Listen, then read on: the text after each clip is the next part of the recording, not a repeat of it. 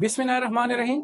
आज की इस वीडियो में हम कुछ सीरियस हेल्थ इश्यूज के ऊपर बात करेंगे, कुछ ऐसी मेडिसिन के ऊपर बात करेंगे जो कि आपकी बच्चों की सेहत को बहुत ज़्यादा ख़राब करते हैं, उनके हेल्थ को बहुत ज़्यादा इफ़ेक्ट करते हैं। देखें, अगर हम पाकिस्तान और इंडिया को देखें तो हमारे यहाँ क्वेकरी बहुत ज़्यादा है।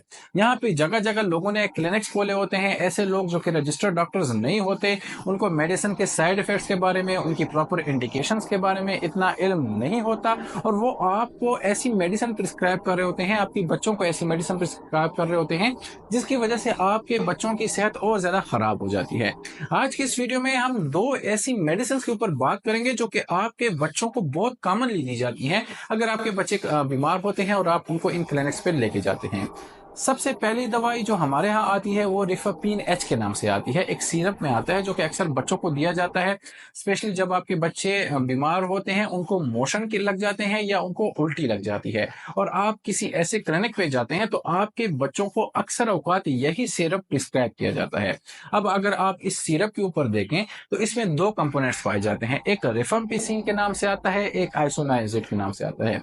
और अगर आप ये जानें कि ये दोनों कंपोनेंट एंटी ट्यूबरकुलोसिस ड्रग्स हैं, ये टीबी की दवाइयां हैं, ये टीबी के ट्रीटमेंट की दवाइयां हैं, तो आप हैरान रह जाएंगे।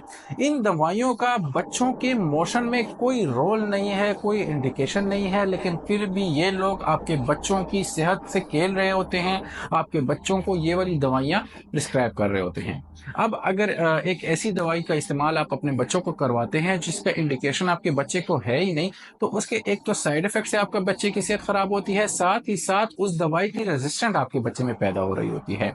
मतलब ये होता है कि टीबी एक ऐसी दवाई है कि उसकी रेजिस्टेंस बहुत ज़्यादा आजकल कॉमन होती जा रही है, स्पेशली साउथ एशिया रीजन में, पाकिस्तान में, इंडिया में टीबी की ऐसी ऐसी स्ट्रेन्स आ रही हैं जिस पे नॉर्मल टीबी की दवाइयां असर नहीं करती, जिसे हम मल्टीपल ड्रग रेजिस्टेंट टीबी कहते हैं। अब ये मल्टीपल ड्रग रेजिस्टेंट टीबी जो बढ़ रही है, इसकी सबसे बड़ी वजह यही है कि आपको इसकी दवाइयां ऐसे वजूहात में दी जाती हैं जिसके लिए ये दवाई इंडिकेटेड ही नहीं होती। लाइक लूज मोशन में इस दवाई का रोल नहीं होता, लेकिन आपके बच्चों को ये दवाई पिलाई जाती है। तो कोशिश करें कि इसके बाद अगर आपके बच्चों को बगैर किसी इंडिकेशन की ये वाली दवाई दी जाती है तो आपने इसका इस्तेमाल नहीं करना। दूसरे नंबर पर जो दवाई मिसयूज होती है वो हमारे यहाँ टेट्रासाइक्लिन या डॉक्सीसाइक्लिन का फार्मूला होता है, जो कि आपके यहाँ कॉन्टीमाइसिन या विब्रामाइसिन के नाम से भी आती है।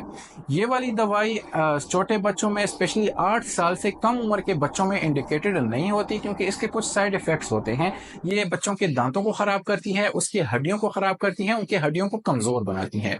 अब अक्सर औकात जब आप किसी क्लिनिक पे जाएंगे, स्पेशली जब आपके बच्चों का गला खराब होता है, उनको खांसी लग जाती है या गले में खराश होती है, तो अक्सर औकात आपको ये वाली दवाई दी जाती है जो कि आपके बच्चों के लिए बहुत ज़्यादा खतरनाक होती है। ये आपके बच्चों की हड्डियों को कमज़ोर बना देती है और आपकी बच्चों की सेहत खराब हो जाती है।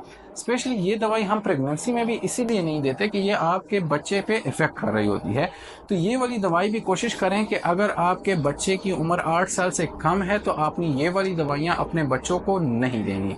ये 2 किस्म की दवाइयाँ जो हमारे यहाँ बहुत ज़्यादा कॉमनली प्रिस्क्राइब की जाती हैं क्लिनिक्स के ऊपर, जब आप अपना बच्चा वहाँ पे लेके जाते हैं तो कोशिश करें कि एक तो आपने खुद को रजिस्टर्ड डॉक्टर को दिखाना है, अपने बच्चों का इलाज ऐसे डॉक्टर से करें जो कि रजिस्टर्ड मेडिकल प्रैक्टिशनर हो। साथ ही साथ इस किस्म की दवाइयाँ बगैर किसी इंडिकेशन के अपने बच्चों को इस्तेमाल ना करवाएं, क्योंकि उसकी वजह से उनकी सेहत खराब होती है।